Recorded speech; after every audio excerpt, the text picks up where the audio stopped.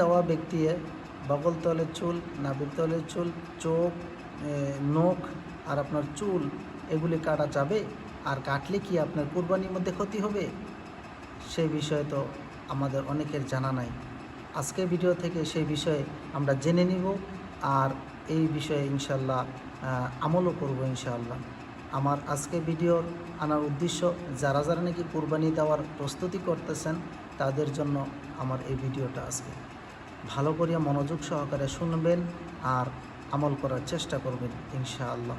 আহমদুহু নুসাল্লি আলা রাসূলিহিল কারীম, আম্মা বা'দ। আমাদের সমাজের মধ্যে দেখা যায় যে কিছুমান মানুষ আছেন যে চুল, নখ বা আপনার যে গুপ্তাঙ্গর চুল রয়েছে, বগলতলের চুল রয়েছে, এগুলি কাটলে বহুতে ভাবে যে আমার কুরবানিটা চাই হবে না, আমি কুরবানিটা করতে পারবো না। তাই কি করে, এগুলি না কাটিয়েই কুরবানি করে। ঠিক আছে, আপনি না কাটিয়ে করতে পারেন, কিন্তু আপনার যখন দেখা যাবে যে আপনি এই বিষয়টা নিয়ে যদি আপনার 40 দিনের বেশি হয়ে যায়, তবে আপনি কিন্তু কাটতে হবে। আপনার যদি সময়টা 40 দিনের বেশি হয়ে যায়, যে আপনি 40 দিন আগ পর্যন্ত আপনি না কাটলে আপনার মুস্তাহাব হিসাবে আমলটা করতে পারেন। আর আমলটা হয়েছে মুস্তাহাব, কোনো ওয়াজিবও না, ফরজও না।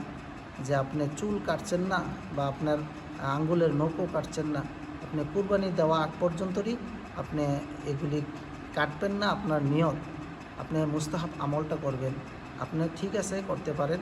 কিন্তু আপনার যদি দেখতে হবে যে আপনার 40 দিন কি পার হয়ে গিয়েছে নাকি, যদি 40 দিন পার হয়ে গিয়েছে, তবে আপনি এগুলি কেটে নেওয়াটা আপনার জরুরি হয়ে যাবে, আপনার কাটতে হবে। তবে সেই দিকে আপনি খেয়াল করবেন।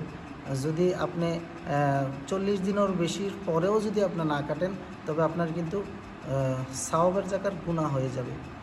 তবে আমরা সেই দিকে খেয়াল করি ইনশাআল্লাহ। আমরা কুরবানির প্রস্তুতি করব আর কুরবানি দিব ইনশাআল্লাহ। আর কুরবানি দেওয়ার আগে আপনার 40 দিন হওয়ার আগ পর্যন্তই আপনি না কাটেন, তাহলে আপনার এই কুরবানিটার মধ্যে মুস্তাহাব একটা আমল আদায় হবে। ধরেন আপনার 40 দিন পার হয়ে গিয়েছে, আপনার নখ কাটেন নাই, আপনার বগল তলের চুল কাটেন নাই, তবে দেখতেও আপনার অসুবিধা হচ্ছে। আপনার ধরেন কিছুমান অসুবিধা হয়ে যায় কিছুমান মানুষের, যে আমি নখ না কাটিয়ে থাকতে পারি না, আমার চুল না কাটিয়ে আমি থাকতে পারি না।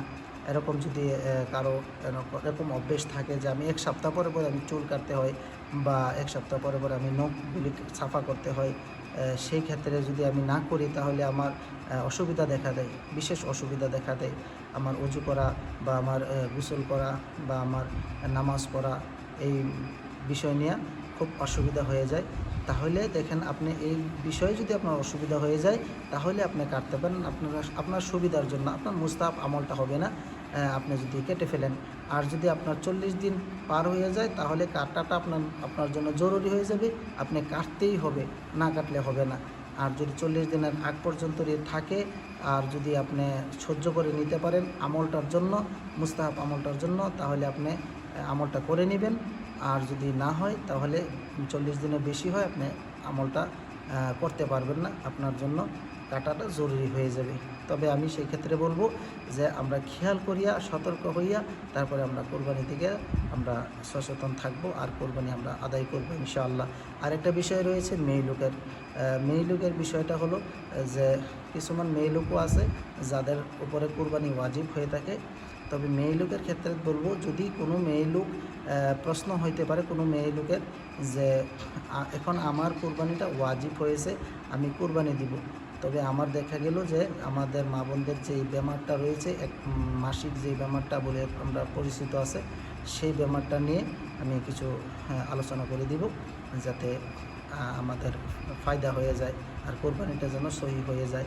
তবে আমি সেই ক্ষেত্রে বলবো যে আমাদের মা বোনরা যে বেমারটা রয়েছে, সেই বেমার যদি আপনার কোরবানি করার আগে আপনার দেখা দেয়, তবে আপনি কি করবেন, সেই বেমারের মধ্যে কি আপনি কোরবানি দিতে পারবেন না দিতে পারবেন না, এটাও জানা দরকার।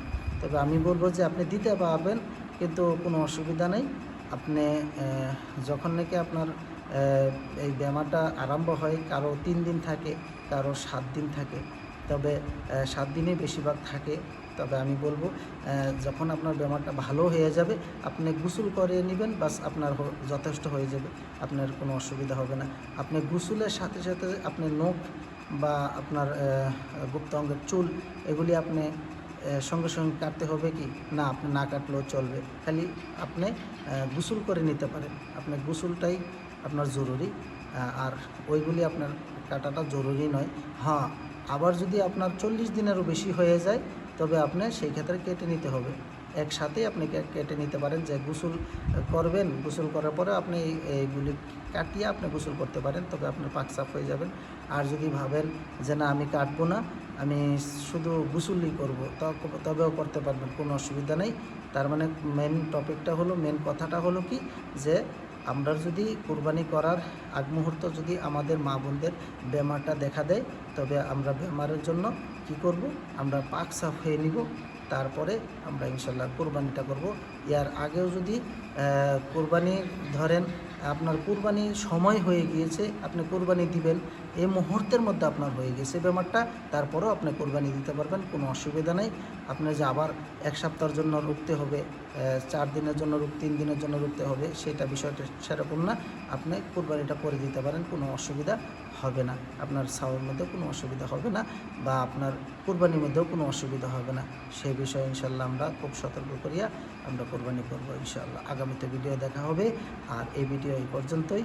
আমাদের যারা নাকি ভাইয়েরা এই ভিডিওগুলো দেখতেছেন, যদি নতুন হয়ে থাকেন চ্যানেলটাকে সাবস্ক্রাইব করে যাবেন, আর ভিডিওটা ভালো লাগলে একটা লাইক করে দেবেন, আর অন্য ভাইকেও শেখার জন্য সুযোগ করে দেবেন ইনশাআল্লাহ।